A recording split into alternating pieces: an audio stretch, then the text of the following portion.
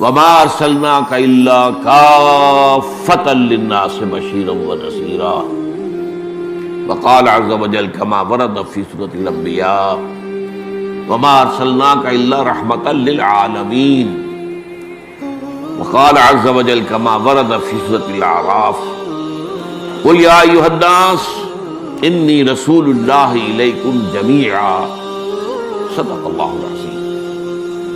آج کے دن کو ہمارے ہاں عید النبی کے نام سے منائے جانے کا کچھ عرصے سے رواج ہوا ہے۔ یہ رواج کچھ زیادہ پرانا نہیں ہے۔ جہاں تک لفظ عید کا تعلق ہے اس کا انطباق تو اس پر کوئی غلط نہیں ہے، صحیح ہے، اس لیے کہ لغوی طور پر عید کے معنی ہے بار بار لوٹ کر آنے والی شے یا خوشی، ہر سال آنے والی۔ عید الفطر ہر سال آتی ہے، عید الاضحیٰ ہر سال آتی ہے، عاد یعود لوٹنا، تو عید اسی سے بنا، لوٹ لوٹ کر آنے والی، پلٹ پلٹ کر آنے والی۔ اس اعتبار سے یہ یقین یوم عید ہے، لیکن یہ اصل میں اس کے لیے اس کا استعمال جو ہے یہ بہت ہی تھوڑے عرصے قبل شروع ہوا ہے، یہ کوئی قدیم بات نہیں ہے۔ اول تو یہ کہ حضور کی ولادت جو ہے 12 ربیع الاول متفق علیہ نہیں ہے، حضور کی ولادت کی تاریخ طے نہیں ہے۔ مہینہ تو طے ہے کہ ربیع الاول تھا، اس میں کسی شک و شبہ کی گنجائش نہیں، لیکن تاریخ متفق علیہ نہیں۔ بلکہ میرے نزدیک اس سلسلے میں قاضی سلیمان سلمان منصور پوری رحمۃ اللہ علیہ، جو ایک بڑی عظیم کتاب کے مصنف ہیں، اگرچہ وہ اتنی مشہور نہیں ہو سکی جتنے کہ مولانا شبلی کی رحمۃ للعالمین مشہور ہوئی ہے، لیکن بہت سے اعتبارات سے مولانا شبلی کی کتاب سے وہ بہت بڑھ کر ہے، بہت اونچی ہے، علمی اعتبار سے اس کا مقام بلند تر ہے۔ رحمۃ للعالمین 3 جلدوں میں، اور یہ جو تھے قاضی سلیمان سلمان منصور پوری، یہ تقویمات کے بڑے ماہر تھے۔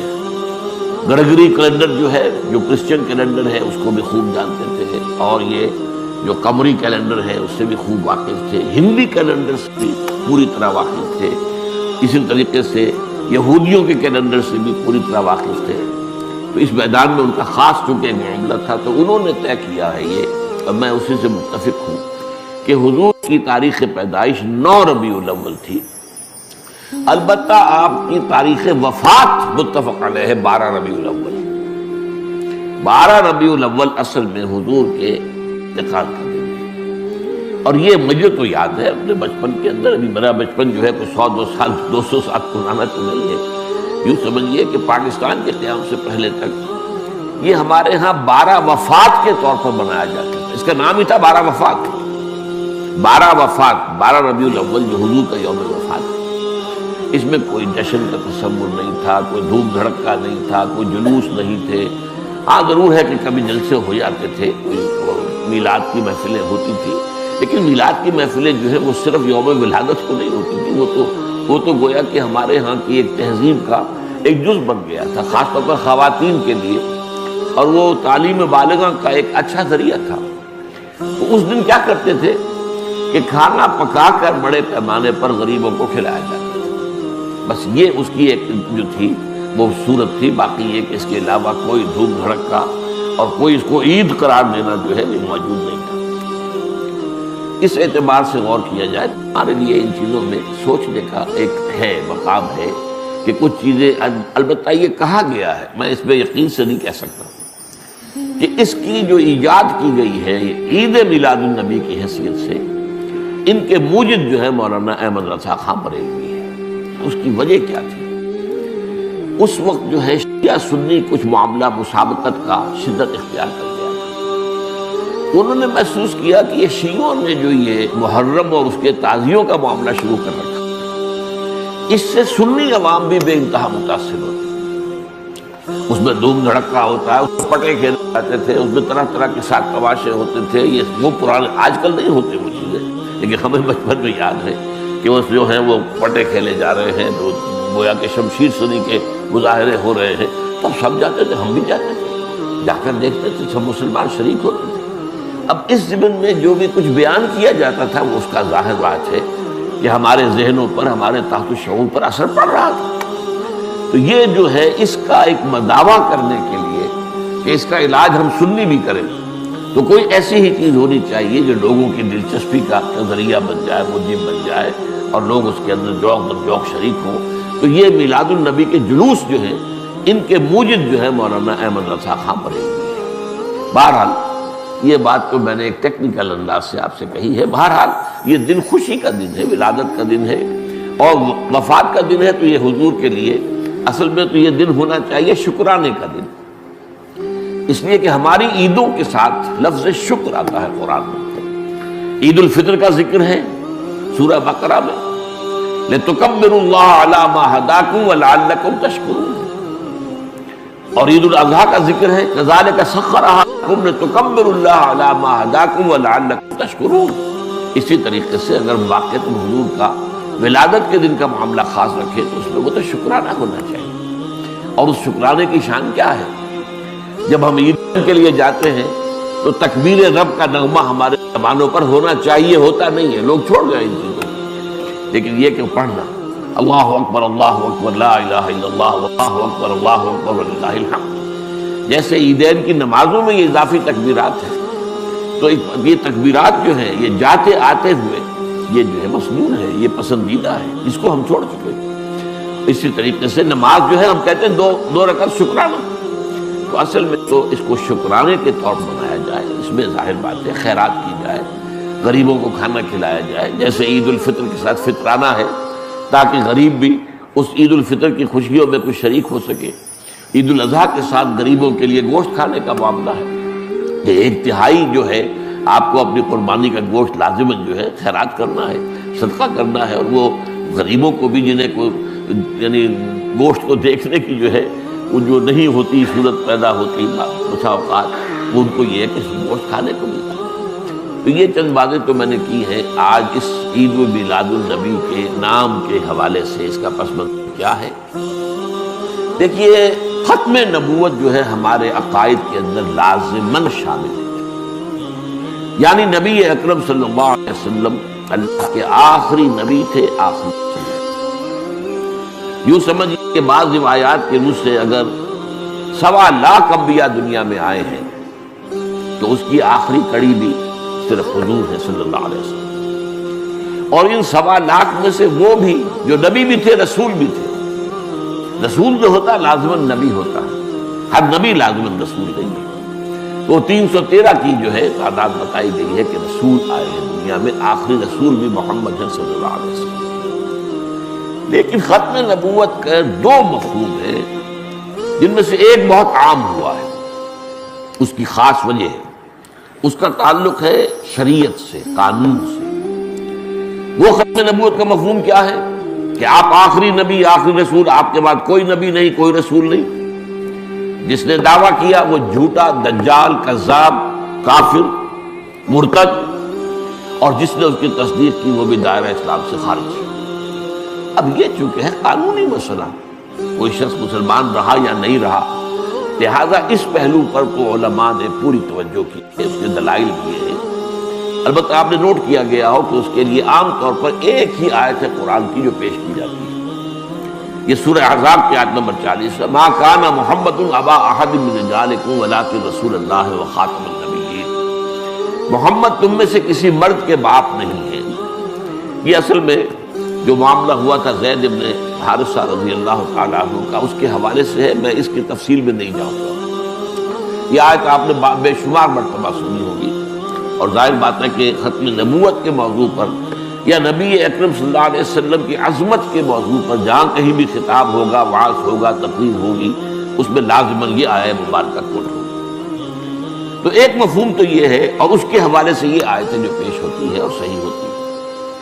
دوسرا مفہوم اور ہے، نبوت اور رسالت حضور پر کامل ہوئی، یہ دوسرا پہلو ہے۔ اور نوٹ کرنے کی بات یہ ہے کہ حضور کی فضیلت کس میں ہے؟ ختم نبوت میں کوئی فضیلت نہیں ہے، بل بڑی معنی کہ ختم ہو گئی، ایک شے تھی اب نہیں رہی، ایک واقعہ ہے، بس اس میں فضیلت کا پہلو کون سا ہوگا؟ بلکہ میں آپ کو یاد دلا دوں کہ اصل میں غلام احمد قادیانی نے لعنت اللہ علیہ جو اپنے دعوی کا آغاز کیا تھا وہ یہی سے کیا تھا. اس نے اجرائے وحی کا فلسفہ پیش کیا کہ وحی تو جاری ہے، وحی کا سلسلہ بند نہیں ہو سکتا. کیسے ہو سکتا ہے جبکہ وحی رحمت ہے؟ اب یہ بات لوگوں کو اپیل کی، وحی تو رحمت ہے، تو یہ رحمت کا سلسلہ کیسے بند ہو سکتا ہے؟ تو اجرائے وحی سے بات شروع کی اور اس کو پھر آگے بڑھتا گیا. مہدی موعود ہونے کا وعدہ کیا، پھر اس نے مسیح موعود ہونے کا وعدہ کیا، پھر نبی کا دعویٰ کر دیا بالمنف ہے. لیکن یہ بنیادی بات وہ تھی کہ جس نے لوگوں کو اپیل کیا. میں اس کی بات وضاحت کر دوں گا آپ سے. تو در حقیقت ختم نبوت کے یہ دو مفہوم میں بیان کر رہا ہوں. یہ لفظ ختم میں اردو میں بھی موجود ہے. ایک یہ ہے کہ پیسے ختم ہو گئے، آٹا ختم ہو گیا، یہ ایک مفہوم ہے. ایک یہ کہ اسکول کا طالب علم کہتا ہے کہ میں نے اپنا کام ختم کر لیا. اب یہ ختم جو ہے پورا کر لیا، میں نے اپنا کام پورا کر لیا. یہ ختم جو ہے یہاں پر اس معنی میں آیا. تو اس معنی میں ایک ہے حضور پر ختم نبوت کہ آپ کے بعد کوئی نبی نہیں، کوئی رسول نہیں. ایک ہے ختم نبوت اس معنی میں کہ آپ پر نبوت اور رسالت کی تکمیل ہوئی ہے. اب اس کے لیے جو قرآن مجید کی آیت ہے جو میں چاہتا ہوں کہ آپ اچھی طرح نوٹ کر لیں، جو 3 مرتبہ آئی قرآن میں، هو الذی ارسل رسولہ بالہدی ودین الحق لیظہرہ علی الدین کلہ. یہ ہے اصل آیت. اس کو ایمفیسائز نہیں کیا گیا، اس پر توجہ نہیں کی گئی کہ اصل میں تکمیل نبوت اور رسالت کی مظہر یہ آیت. اس کے حوالے سے بات کی جائے تو وہ بات سامنے آتی ہے کہ محمد رسول اللہ کا مقام کیا ہے. میں عرض کر رہا تھا نا کہ ایک چیز مسلسل چلی آ رہی تھی، ایک جگہ ختم ہو گئی، ٹھیک ہے ختم ہو گئی، ایک واقعہ ہے، لیکن اس میں فضیلت تو کوئی نہیں. ایک ہے ایک چیز رفتہ تدریجاً ارتقاء کے مراحل طے کرتے ہوئے اپنے کلائمیکس کو پہنچی اور ختم ہوئی. زمین و آسمان کا فرق ہے. ایک چیز اپنے عروج کو پہنچ کر ختم ہوئی، ایک چیز کلائمیکس کو پہنچ کر ختم ہوئی. یہ ہے اصل معاملہ کہ جو حضور کی اس میں فضیلت ہے، جس میں اندر حضور کا مقام جو ہے انبیاء کرام کے مقدس گروہ کے اندر معین ہوتا ہے کہ آپ پر نبوت و رسالت کی تکمیل. حضور پر نبوت ختم ہو گئی، آپ کے بعد نبوت نہیں ہے، رسالت نہیں ہے. جس نے دعویٰ کیا وہ کذاب دجال. اب لیجیے حدیث کے جو اس اتمام نبوت و رسالت کے اعتبار سے، یہ بھی حضرت ابو ہریرہ سے ہے رضی اللہ تعالی عنہ، اور یہ متفق علیہ ہے، بخاری اور مسلم دونوں. یہ بارہا میں نے آپ سے کہا ہے کہ جو حدیث متفق علیہ ہو اس سے اوپر کوئی درجہ نہیں ہے حدیث کے مستند ہونے کا. وہ قرآن مجید کے قریب ہی پہنچ جاتی ہے وہ حدیث اپنے سند کے اعتبار سے. قرآن قرآن ہے، حدیث حدیث ہے. قرآن لفظاً وحی ہے، حدیث مانن وحی ہے. قرآن محفوظ ہے لفظاً، حدیث محفوظ نہیں ہے لفظاً. لیکن سند کے اعتبار سے جو متفق علیہ روایت ہوگی وہ قرآن مجید ہی کے قریب پہنچ جائے. اس روایت کے الفاظ کیا ہیں؟ آپ نے فرمایا مثلی و مثل الانبیاء، میری اور باقی دوسرے رسول نبیوں کی مثال ہے کمثل قصر، ایک محل کی ہے، ایک عمارت بڑی شاندار بنائی گئی. احسن بنیانہ، اس کی تعمیر بہت عمدہ ہوئی، بہت اعلیٰ ہوئی، بہت حسین.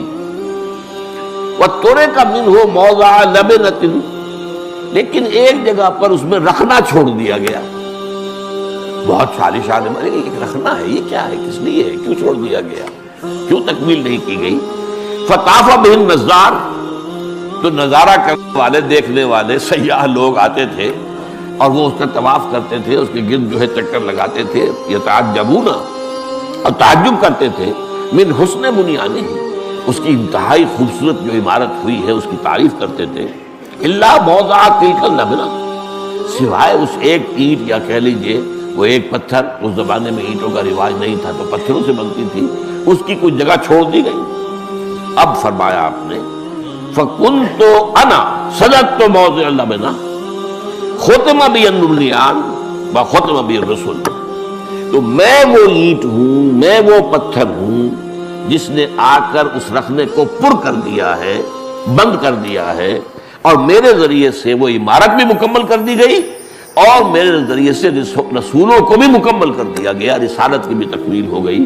وفی روایت، ایک اور روایت میں الفاظ ہے فَأَنَا اللَّبْنَةُ وَأَنَا خَاتِمُ النَّبِيِّينَ، میں ہوں وہ اینٹ یا وہ پتھر اور میں ہوں کہ میرے بعد کوئی نبی نہیں ہے۔ اب احادیث کی حد تک تو معاملہ یہ ہو گیا۔ اب آئیے آپ اس آیت کی طرف۔ یہ جو آیت ہے هُوَ الَّذِي أَرْسَلَ رَسُولَهُ بِالْهُدَىٰ وَدِينِ الْحَقِّ لِيُظْهِرَهُ عَلَى الدِّينِ كُلِّهِ، تین جگہ آئی، دو جگہ اس کا اختتام ہے ان الفاظ کے ساتھ وَلَوْ كَرِهَ الْمُشْرِكُونَ، اور ایک جگہ ہے وَكَفَىٰ بِاللَّهِ شَهِيدًا۔ میں اس جو مختلف فی حصہ ہے اس کا اس وقت اس پر بحث نہیں کر رہا، جو بالکل متفق علیہ ہے، جس میں ایک شوشے کا فرق بھی نہیں۔ هُوَ الَّذِي أَرْسَلَ رَسُولَهُ بِالْهُدَىٰ وَدِينِ الْحَقِّ لِيُظْهِرَهُ عَلَى الدِّينِ كُلِّهِ، یہ ایگزیکٹلی یہی الفاظ، ایک حرف کا تو دور کی بات ہے، ایک شوشے تک کا فرق ہے۔ اور دوسری بات یہ نوٹ کیجئے، یہ الفاظ کسی اور رسول کے لیے قرآن میں نہیں آئے۔ بعض الفاظ مشترک ہیں، بشیر، سارے انبیاء بشیر تھے، حضور بھی بشیر، نذیر، سارے خبردار کرنے والے تھے، حضور بھی خبردار کرنے والے، مبلغ، معلم، یہ سارے ناصح، میں تم انصح لکم، میں تمہیں نصیحت کر رہا ہوں، یہ سارے الفاظ مشترک ہیں۔ شاہد، گواہ، یہ بھی مشترک ہے، انا ارسلناک شاہدا ومبشرا ونذیرا وداعیا الی اللہ باذنہ وسراجا منیرا، یہ الفاظ، لیکن یہ الفاظ قرآن مجید میں جو تین مرتبہ حضور کے لیے آ گئے، کسی اور نبی اور رسول کے لیے ایک مرتبہ بھی نہیں، تو معلوم ہوا کہ یہی الفاظ ہیں جو حضور کی امتیازی حیثیت کو واضح کرنے والے، تو ساری توجہ ان پر ہونی چاہیے، جسے ہم کہتے ہیں مائکروسکوپ کو فکس کر دیے اس کے اوپر۔ هُوَ الَّذِي أَرْسَلَ رَسُولَهُ، وہی ہے اللہ جس نے بھیجا اپنے رسول کو، محمد کو صلی اللہ علیہ وسلم، بالہدیٰ، ہدایت بھیج کر، الہدیٰ دے کر، اور دین حق دے کر، دو چیزیں دے کر بھیجا گیا۔ اور کس لیے بھیجا؟ لِيُظْهِرَهُ عَلَى الدِّينِ كُلِّهِ، کہ دین حق کو غالب کر دے پورے نظام دین پر، پورے نظام زندگی پر، یا تمام ادیان پر، تمام نظاموں پر۔ یہ جو آیت ہے یہ در حقیقت نبوت اور رسالت دونوں کے اعتبار سے حضور پر اکمال اور تکمیل اور اتمام اور تتمیم کی مذہب ہے۔ حضور کو دے کر جو دو چیزیں بھیجا گیا ہے، اب اس کو نوٹ کیجئے۔ وہ جو نبوت اور رسالت کی بات میں عرض کر رہا تھا، جو شخص نبی بھی ہے رسول بھی ہے، اس کی شخصیت کے دو پہلو ہو جائیں گے۔ نبوت کا پہلو ہے اللہ سے لینے والا، جیسے اینٹینا کو لگا رکھا ہے آپ نے اور وہ ہوا میں سے وہ لے رہا ہے وہ جو سگنلز، یہ ہے نبوت۔ رسالت ہے پہنچانا، یہ ہے رسالت جو ہے یہ لوگوں کو پہنچانا، اللہ سے لیتا ہے لوگوں تک پہنچانا، یہ جو ہے کہ نبی اور رسول کا جو فنکشن۔ اللہ سے جو دو چیزیں ملی ان میں تکمیل کا پہلو کیا ہے؟ الہدیٰ، the guidance, the total guidance Quran Majeed. اس کو اس اعتبار سے سمجھیے کہ یہ تو نبوت کے آغاز سے ہدایت اللہ تعالیٰ کی طرف سے آ رہی ہے۔ سورہ بقرہ کے 4 رکوع میں آخر میں کہا گیا ہے، جب حضرت آدم کو حکم ہوا کہ اب اترو اور زمین کا چارج سنبھالو، وہیں آباد رہو گے، وہاں فرما دیا گیا وَإِمَّا يَأْتِيَنَّكُم مِّنِّي هُدًى فمن تبع ہدایا فلا خوف علیہم ولا هم يحزنون والذین کفروا وکذبوا بآیاتنا اولئک اصحاب النار هم فیہا خالدون۔ یہ ہمیشہ کے لیے چارٹر ہے ابدی جو دیا گیا ہے حضرت آدم کو زمین کا چارج سنبھلواتے ہوئے۔ جب جب کوئی ہدایت میری طرف سے تمہارے پاس آئے، تمہارے سے مراد ہے تمہارے اور تمہاری نسل کے پاس آئے، تو جو کوئی اس ہدایت کی پیروی کرے گا اس کے لیے نہ کوئی خوف ہوگا نہ حزن ہوگا، اور جو ہماری آیات، وہ ہماری آیات کی شکل میں ہدایت آئے گی، جو ہماری آیات کا انکار کرے گا وہ جہنمی ہوگا، آگ میں رہے گا ہمیشہ ہمیشہ۔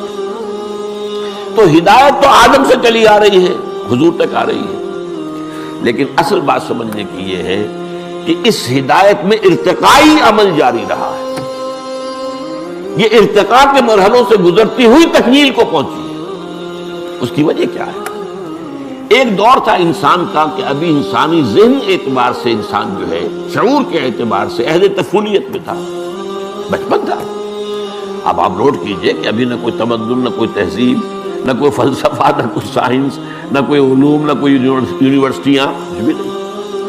اس وقت جو انسانی شعور کی سطح تھی اس کے مطابق ہی ہدایت دی جا سکتی تھی، کامل ہدایت نہیں دی جا سکتی تھی۔ اس کی سادہ سی مثال یہ ہے کہ آپ کا بچہ پرائمری کا طالب علم ہے، آپ اس کو پی ایچ ڈی استاد رکھ دیجئے تو پی ایچ ڈی کیا پڑھائے گا اسے؟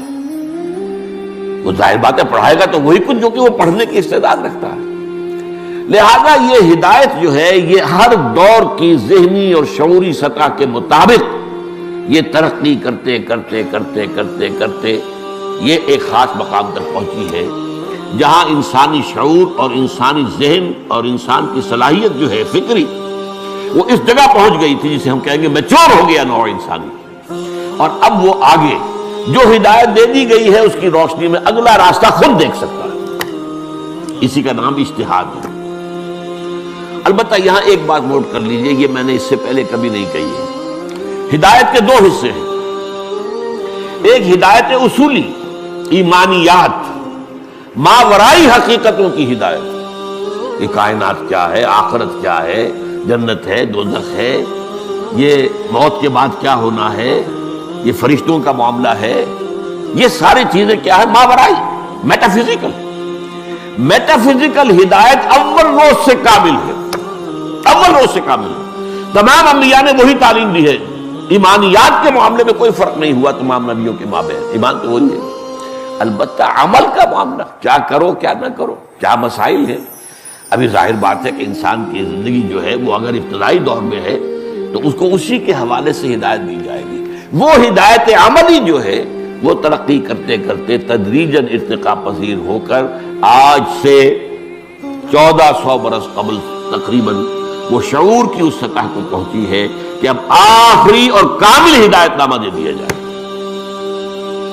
اب اس میں دو باتیں نوٹ کیجیے، اس کی گواہی کیا ہے کہ ہم مانتے ہیں کہ تورات بھی اللہ کی کتاب تھی، بلکہ ہے ہمارا ایمان، تحریف ہو گئی اس میں لیکن ہے تو صحیح۔ قرآن کہتا ہے خود سورہ مائدہ میں، انا انزلنا التوراۃ فیہا ھدی و نور، ہم نے ہی تورات نازل کی تھی، اس میں ہدایت بھی تھی، نور بھی تھا۔ اس دور کے حساب سے ہدایت مکمل تھی، اس میں نور بھی تھا۔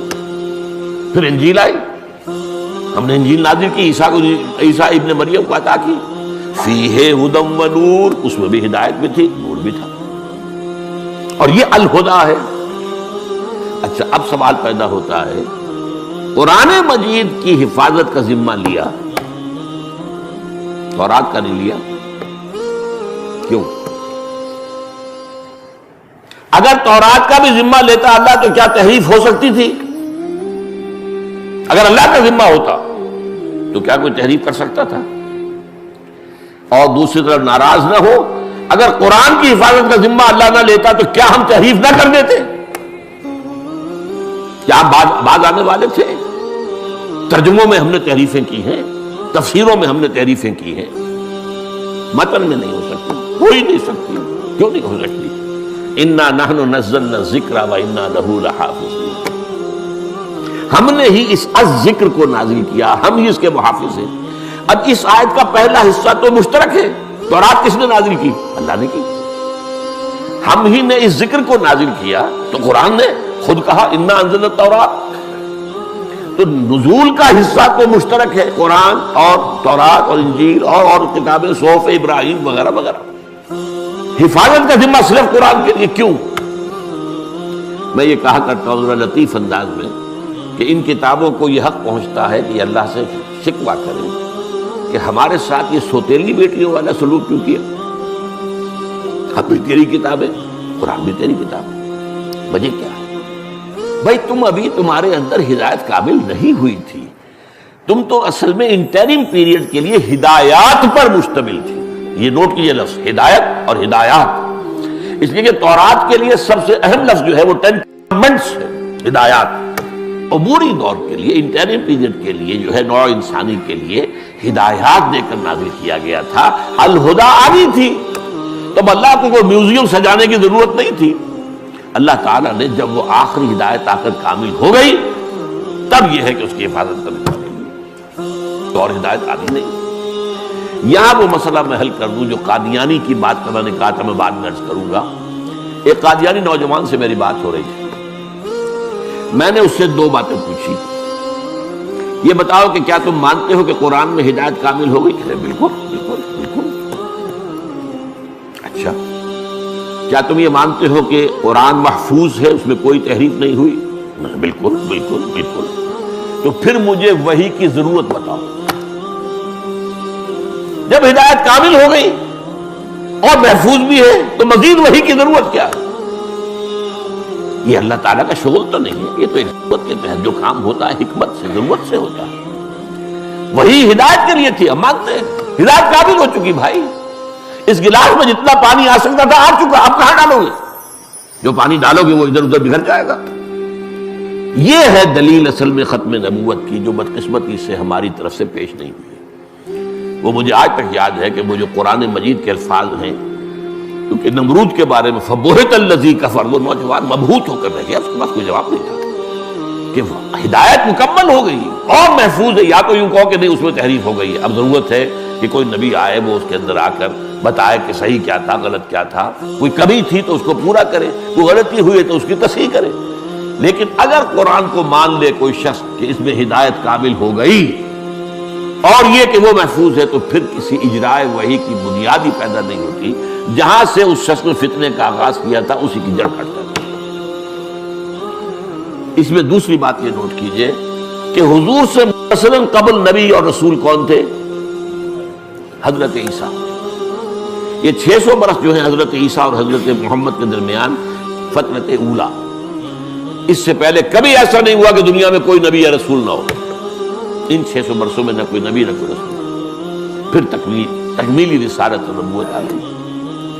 حضرت مسیح کا یہ قول موجود ہے آج بھی، اپنے حوارین سے کہا میں ابھی مجھے تم سے بہت سی باتیں اور کہنی تھیں، لیکن ابھی تم ان کا تحمل نہیں کر سکو گے، جب وہ فارقلیت آئے گا تو سب کچھ بتائے گا صلی اللہ علیہ وسلم۔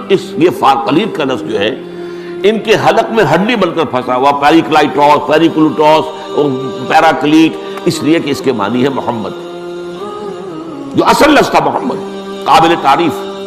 اب انہوں نے ترجمہ کیا کمفرٹر، جو کہ آ کے تسلی دے گا، وہ مختلف اس کو بدلا ہے، اس کے اندر تحریف کی ہے۔ لہذا یہ جو فارقلیت آئیں گے، جو کہ محمد ہوں گے صلی اللہ علیہ وسلم، وہ آ کر تمہیں سب کچھ بتائیں گے۔ یعنی ساری تعلیم، تکمیل والی تعلیم جو ہے اس کا معاملہ ابھی ہے محمد کے لیے، ابھی تم اس قابل نہیں ہو، 600 برس اور تمہاری زندگی جو ہے وہ ہو جائے، آگے بڑھ جائے، تب وہ الہدیٰ آئے گی۔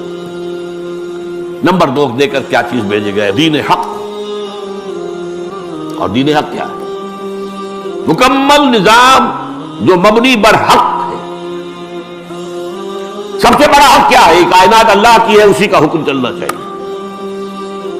دین حق کیا ہے؟ ایک پورا نظام زندگی جو اللہ کی حاکمیت کے اصول اور پوری زندگی کے تمام اصول اور تمام پہلو اجتماعی اور انفرادی وہ اللہ کی بندگی اور عبادت کے اندر آ جائیں، یہ دین حق ہے۔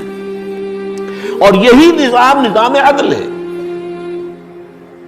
ظاہر بات ہے کہ جب بھی انسان کچھ سوچے گا اس کی ایبسولوٹلی آبجیکٹو تھنکنگ ناممکن ہے، یہ دنیا میں مانا جاتا ہے۔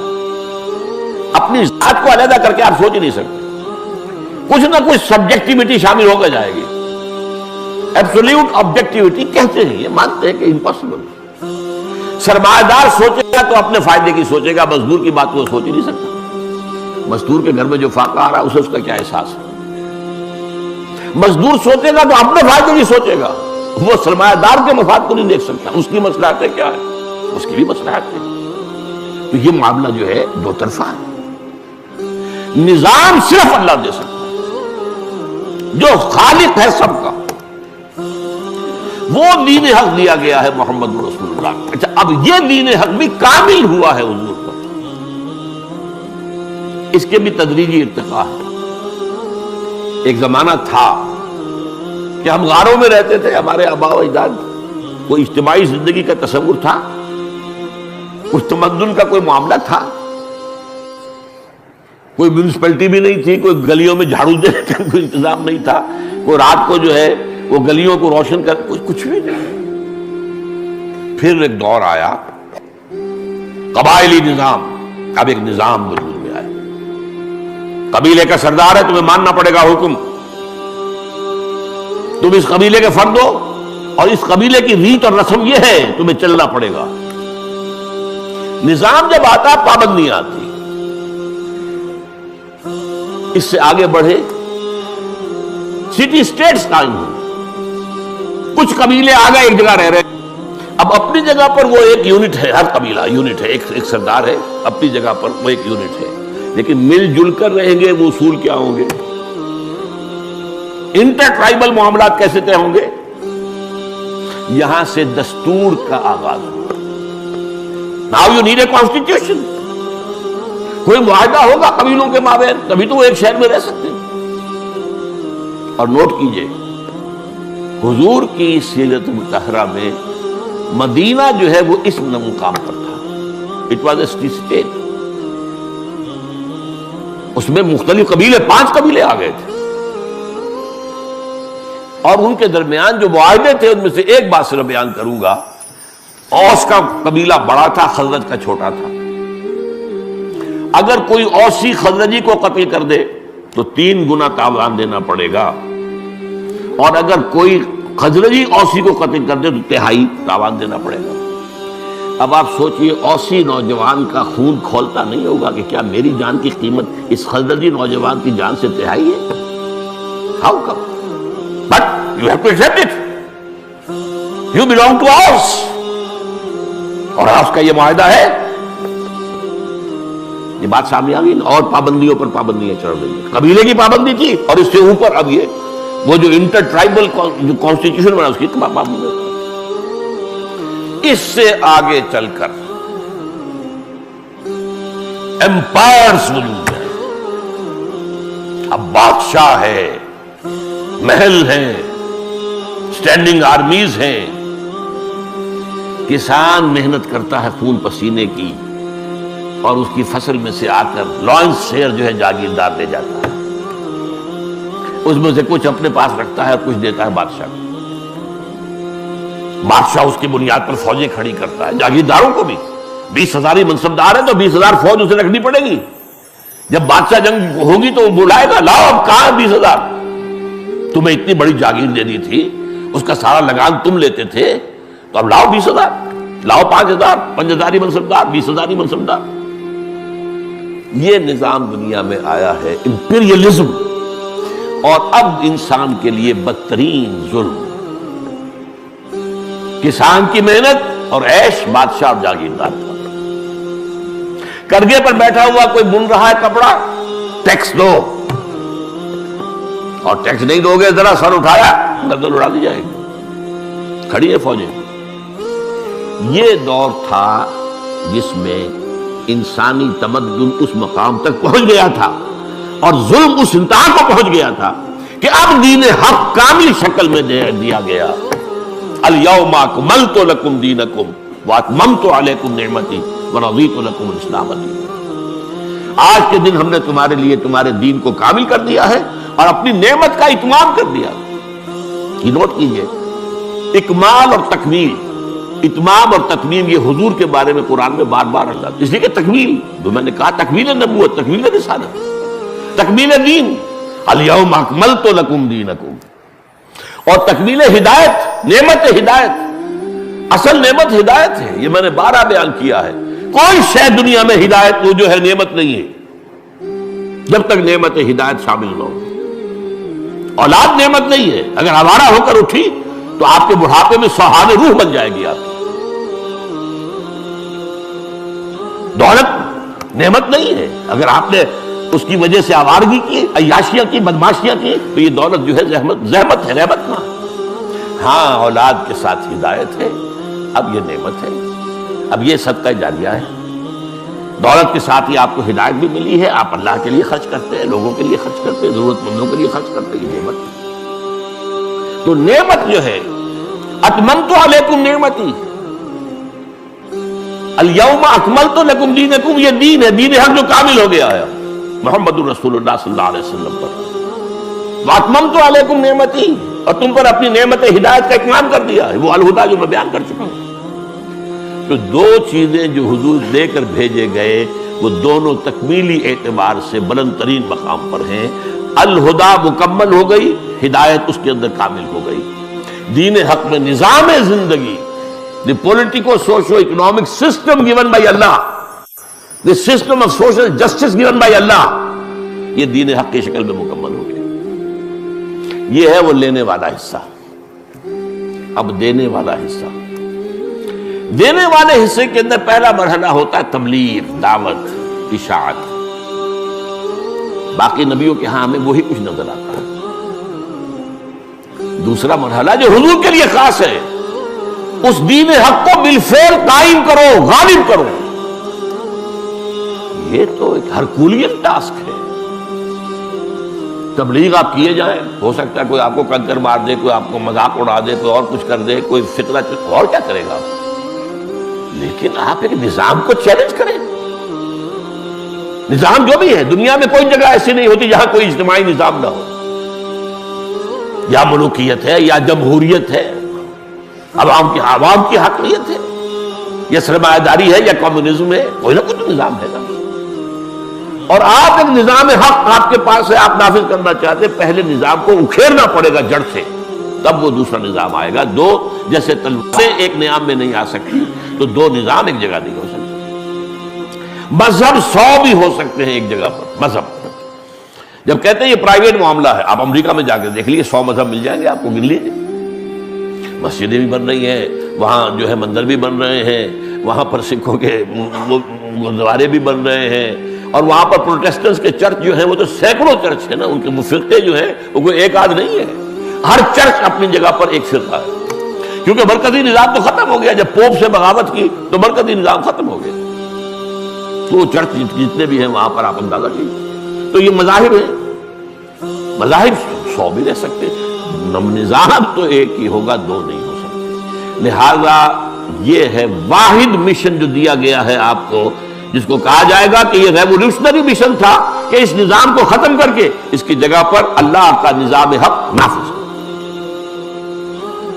اب اس کے لیے یہ ہے کہ برڈز آئی ویو خود لے لیجئے، کیا کچھ کرنا پڑا ہے، کیا کچھ قربانیاں دینی پڑی ہیں، کیسی کیسی محنت کرنی پڑی ہے، دن رات کی محنت و مشقت۔ شروع میں کیا ہوتا تھا، اجی پاگل ہو گئے، دماغ خراب ہو گیا، یہ شاعر ہو گئے، پتہ نہیں کیا کہاں سے شعر کہنے آ گئے، نہیں شعر تو اچھے کہتے ہیں، یہ تو شاعر ہے، جادو کر دیتا ہے، بس سنو اس کی بات، جادو ہو جائے گا تمہارے۔ یہ سب کچھ سنو ہے محمد، اگرچہ تمہارے دل کو یو فیل ہرٹ، وَلَقَدْ نَعْلَمُ أَنَّكَ يَضِيقُ صَدْرُكَ بِمَا يَقُولُونَ، ہمیں خوب معلوم ہے جو کچھ یہ کہتے ہیں اسے آپ کا سینہ بھیجتا ہے، لیکن وَاصْبِرْ عَلَىٰ مَا يَقُولُونَ وَاهْجُرْهُمْ هَجْرًا جَمِيلًا، صبر کیجئے جو کچھ یہ کہہ رہے ہیں، سنیے برداشت کیجئے۔ پھر صحابہ پر جو تعذیب المسلمین کا ایک دور ہے، سن 4 نبوی سے شروع ہو کر جو سن 12 تک چلا ہے، کیسے کیسے ٹارچر ہوئے، کیسے کیسی سختیاں آئیں، کیسے دہکتے انگاروں پر لٹائے گئے، کیسے گردن میں وہ ڈال کر رسی اور جو ہے گلیوں میں اور جو ہے وہ گھسیٹے گئے ہیں حضرت بلال رضی اللہ تعالیٰ، حضرت خباب جو ہے دہکتے انگاروں پر لٹائے گئے، مادر ذات برہنہ کر کے نکالے گئے ہیں حضرت مصعب بن عمیر بن حسین، مادر ذات ٹوٹل نیکڈ، الف ننگے۔ چچا نے کہا تم نے اپنے باپ کا دین چھوڑ دیا ہے، وہ باپ مر گیا تھا لیکن بہت دولت چھوڑ کر گیا تھا، ماں نے بڑے ناز و نام میں پالا تھا، تم نے دین چھوڑ دیا، تمہارا اس کے مال پر کوئی حق نہیں، نکل جاؤ یہاں سے۔ اٹھ کر چلنے لگے تو یہ لباس بھی اسی کے مالوں سے اتارو اس کو، الف ننگے ہو کر ماں کے پاس آئے، ماں نے آنکھوں پہ ہاتھ رکھے ہو کے کیا ہوا ہے مصعب، کہ میں موحد ہو گیا ہوں، یہ توحید ہے۔ بہرحال یہ جو ایک اسٹرگل ہے یہ تو آپ کے مطالعے کی چیز ہے، اس کو میں اس وقت بیان تو نہیں کر سکتا، کیا اس کی سٹیجز تھیں، کن مراحل سے گزر کر ہوا ہے۔ ہاں میری کتاب ہے، اللہ کا شکر ہے، میں مطمئن ہوں کہ میں نے اس کا حق ادا کر دیا ہے، اس کے فضل و کرم سے۔ منہج انقلاب نبوی یہ سیرت النبی کی نہیں، فلسفہ سیرت نبوی کی کتاب ہے۔ بہرحال رسالت کے ضمن میں تکمیلی مقام یہ ہے کہ صرف انفرادی طور پر نصیحت اور وعظ اور صرف انفرادی